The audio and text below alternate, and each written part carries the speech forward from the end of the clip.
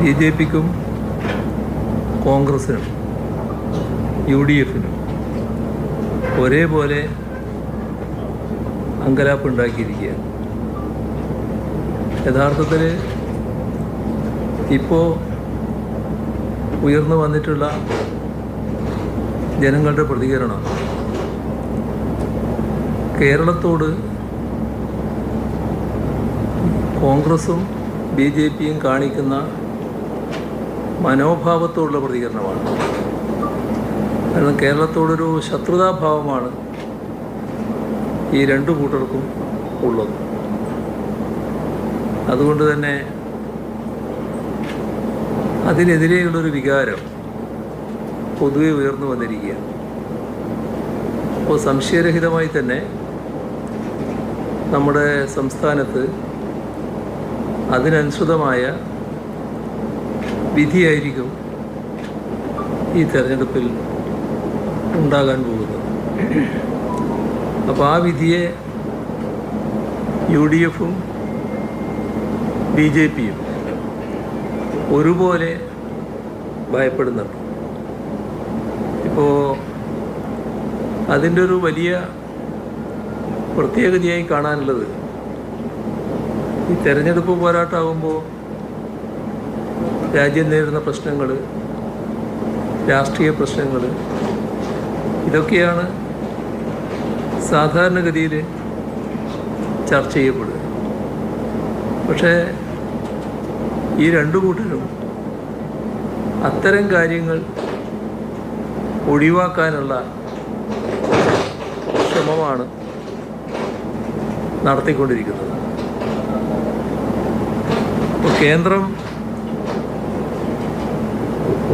കേരളത്തോട് കാണിക്കുന്ന അവഗണനയും വിവേചനവും ഒരു തരത്തിലുള്ള പ്രതികാര ബുദ്ധിയുമാണ് നമ്മുടെ സംസ്ഥാനത്ത് ഇന്നുള്ള സാമ്പത്തിക പ്രതിസന്ധിക്ക് ഇടയാക്കിയിട്ടുള്ളത്. അത്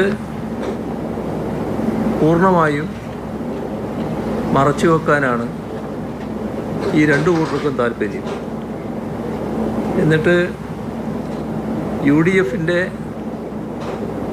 വാദം ബി ജെ പിയുടെ വാദമായിട്ട് തന്നെ മാറുക. അതായത് കേരളം കടമെടുത്ത് മുടിയുകയാണ്.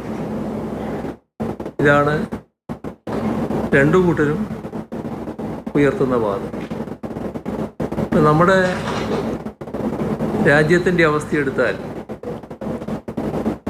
കേന്ദ്ര ഗവൺമെൻറ് കടമെടുക്കുന്നുണ്ട്, എല്ലാ സംസ്ഥാനങ്ങളും കടമെടുക്കുന്നുണ്ട്. കേരള സംസ്ഥാനം രൂപം കൊണ്ടതിന് ശേഷം 1957 മുതൽ കേരളത്തിൽ നിലവിൽ വന്ന എല്ലാ സർക്കാരുകളും കടമെടുത്തിട്ടുണ്ട്. കാരണം സംസ്ഥാനത്തിൻ്റെ സാമ്പത്തിക ആവശ്യങ്ങൾ നിറവേറ്റുന്നതിന് കടമെടുക്കേണ്ടതായിട്ട് വരും. ഇപ്പം നമ്മുടെ രാജ്യത്തെ സംസ്ഥാനങ്ങളുടെ പട്ടികയെടുത്താൽ ഈ കൂടുതൽ കടമെടുക്കുന്ന സംസ്ഥാനങ്ങളുടെ പട്ടികയിൽ കേരളത്തെ കാണാൻ കഴിയും. അപ്പോൾ നാം കാണേണ്ടത് പലരും ചിത്രീകരിക്കുന്നത് പോലെ നമ്മൾ കടക്കണിയിൽപ്പെട്ട ഒരു സംസ്ഥാനമല്ല.